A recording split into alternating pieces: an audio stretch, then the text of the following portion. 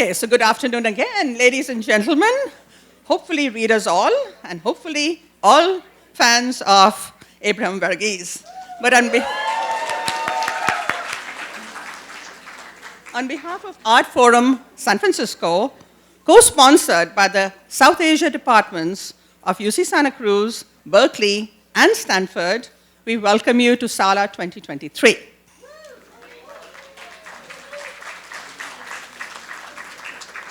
Just a few house rules before we begin our session. Your phones need to be on silent, and no flash photography, please. So, you have a treat in store. Dr. Ajit Singh in conversation. Wow. Wait, Dr. Ajit Singh in conversation with Dr. Abraham Verghese. Louder. And I am Anu Maitra, here to prime the actors for the show.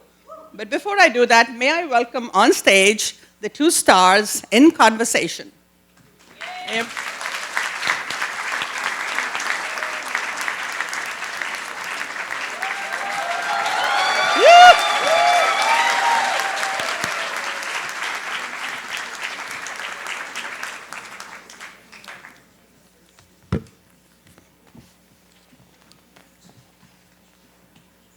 Ajit, who received his PhD in computer science from Columbia, is the managing director at Arteman Ventures, adjunct faculty at the Stanford School of Medicine, and trustee of the American Association for Cancer Research.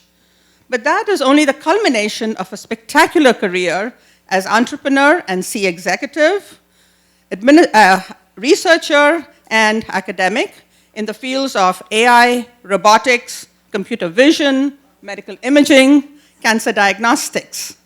His is a dense, wide-ranging, very impressive resume. But he's also the doting father of two daughters, one of whom, I understand, Pavita, is here in the audience and is a recent winner. Pavita, hi. And is a recent winner of an award, Nautilus Award for Poetry. Congratulations. But today, the spotlight is on Oprah's darling, Abraham. And before I came on stage, Abraham said to me, Anu, be nice. But I want to assure him that I don't intend to be anything but. Ajit will, I'm sure, reference Abraham's many accomplishments, awards, and honors. But I'd like to give you a more personal glimpse and testament. Abraham is family. It's complicated, as Kerala Christian families tend to be, but his niece, Dea, who's also here in the audience, and who has a starring role in the genesis of Covenant, is our granddaughter and lives with us. My husband, Thomas Kailat, also here, and me.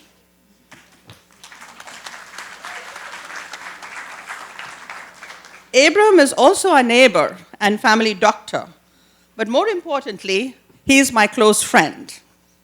I first met Abraham at one of his early book readings, and now, with Covenant, this master of metaphor and imagery, straight as a hair parting, flat as an appam, he has an elegance and cadence to his writing that has elevated it to a new level, recognizably his. But it was as Stanford's professor of the theory and practice of medicine that he delivered a lecture at UC Santa Cruz in a series of deep personal significance for me. He is a physician, but I'd like to call him doctor, deliberately misspelled with an E, D-O-C-T-E-R, to describe his doctor-writer personality. Integrated, not cleaved in two.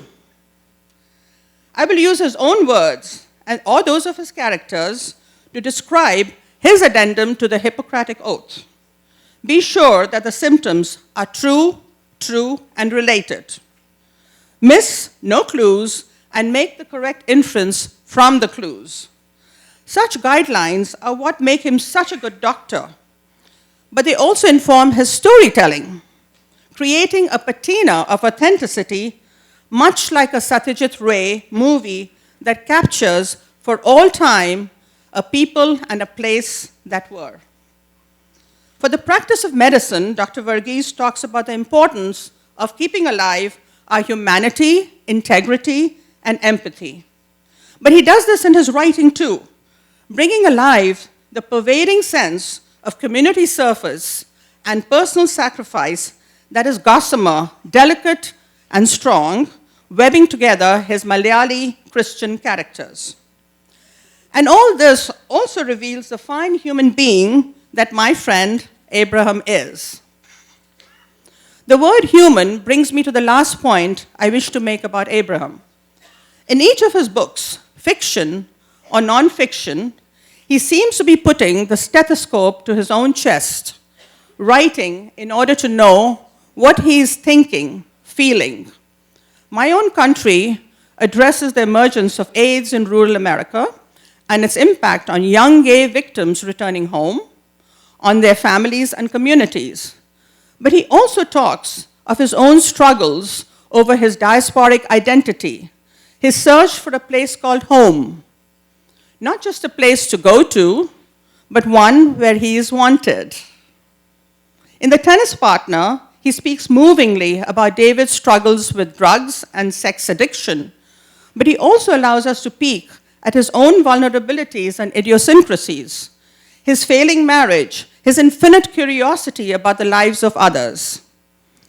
As for Covenant, Abraham was able to finish and publish it only after the death of his beloved, adored mother, to whom the book is dedicated. Another famous friend of mine, poet and writer, once said to me, "Radha, writing is a solitary activity. Reading is too, and I care only about the connection that is made between those two lonely spaces." I hope that this linkage, well, and let me also talk about what Abraham said. Abraham, somewhat similarly, you have said, to be listened to is healing. I hope that this linkage between you and your many fans is a measure of soothing. The backflow from us carries the prana, the energy of appreciation and gratitude. For Big Ammachi, Covenant's endearing heroine, there is no joy without sorrow, no sweetness of life without bitterness, and no preciousness to life without death.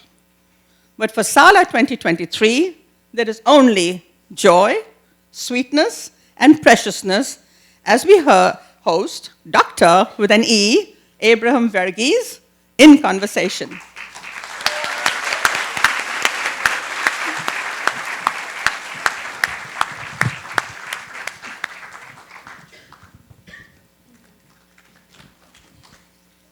Good afternoon.